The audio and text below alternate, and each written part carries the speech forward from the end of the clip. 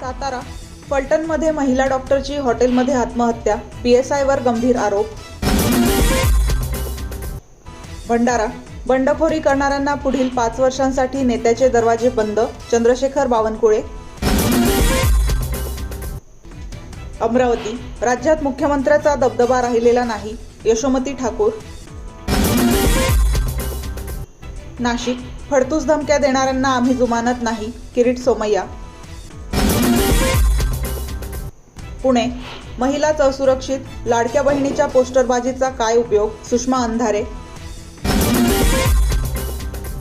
मुंबई फलटण प्रकरणावर सखोल चौकशी झाली पाहिजे, वर्षा गायकवाड.